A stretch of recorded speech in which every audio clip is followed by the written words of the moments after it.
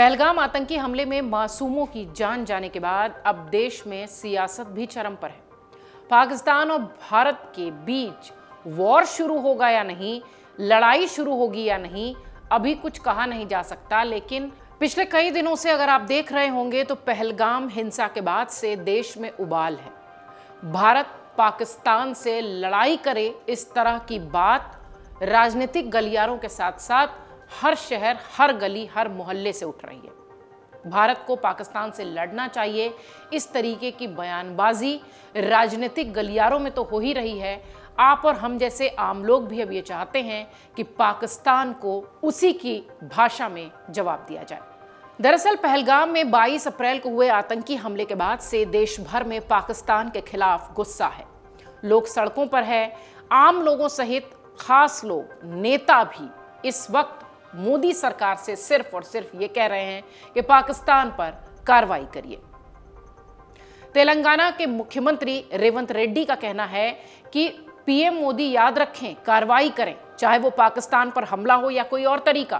पाकिस्तान के खिलाफ सख्त कदम उठाए जाने चाहिए। ये समझौता करने का वक्त नहीं है, मुंहतोड़ जवाब दिया जाना चाहिए। रेड्डी आगे कहते हैं कि आगे बढ़िए, 140 करोड़ भारतीय आपके साथ हैं। और वो कहते हैं कि पाकिस्तान को 2 हिस्सों में बांट दीजिए और पीओके को भारत में मिला दीजिए। प्रधानमंत्री जी, मोदी जी, अभी पाकिस्तान के ऊपर जो हमला करना है, जो भी करना है आप आगे करो। आज पाकिस्तान के खिलाफ कदम उठाना है, समझौता का समय नहीं है, मुंह तोड़ जवाब देना है। इसीलिए आप आगे बढ़ो, हम लोग आपके साथ में रहेंगे। 140 करोड़ भारतीय वासियों आपके साथ है। पीओके को तो पाकिस्तान को 2 टुकड़ा करो, पाक ऑक्युपाइड कश्मीर हिंदुस्तान में मिला दो, हम साथ में रहेंगे। वहीं दूसरी तरफ राष्ट्रवादी कांग्रेस पार्टी यानी एनसीपी के प्रमुख शरद पवार ने सरकार पर सवाल उठाए हैं। उन्होंने पाकिस्तान के खिलाफ की जा रही कड़ी कार्रवाइयों पर सावधानी बरतने की सलाह दी है और चिताया है कि इस तरह के कदम के जवाब में पाकिस्तान भी चुप नहीं बैठेगा।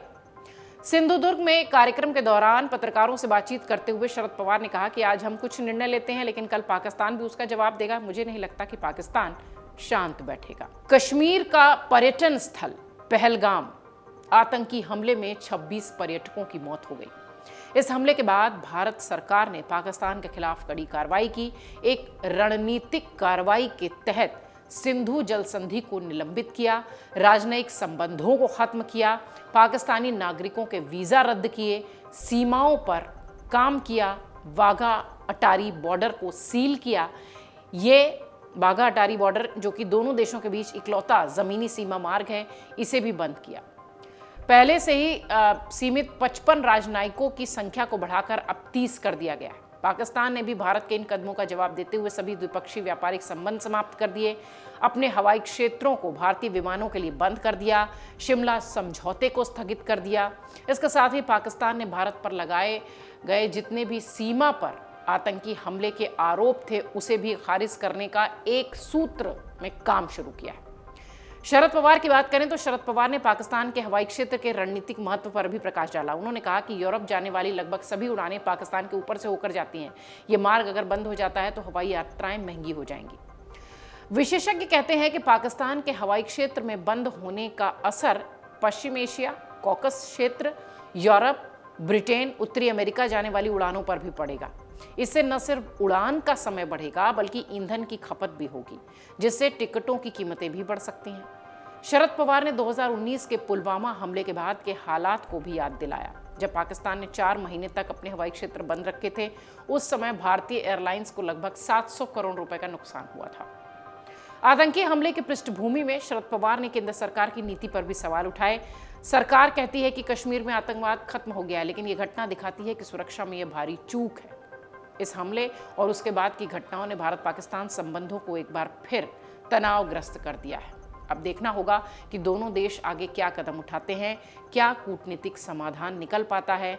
लेकिन इसमें कोई संदेह नहीं कि लगातार पहलगाम आतंकी हमले के बाद से राजनीतिक गलियारों से लेकर आम लोगों तक सभी एक सुर में सिर्फ पाकिस्तान से बदला चाहते हैं। और इस बीच तेलंगाना के मुख्यमंत्री रेवंत रेड्डी का बयान खूब सुर्खियों में है, खूब चर्चा में है, जो ये कह रहे हैं कि प्रधानमंत्री आप आगे बढ़िए, 140 करोड़ जनता आपके साथ है। अगर आप ये वीडियो YouTube पर देख रहे हैं तो हमारे चैनल को सब्सक्राइब कर बेल आइकन दबाएं और Facebook पर देख रहे हैं तो हमारे पेज को लाइक करें। 8 मिलियन प्लस सब्सक्राइबर, आपके इस भरोसे के लिए बहुत धन्यवाद।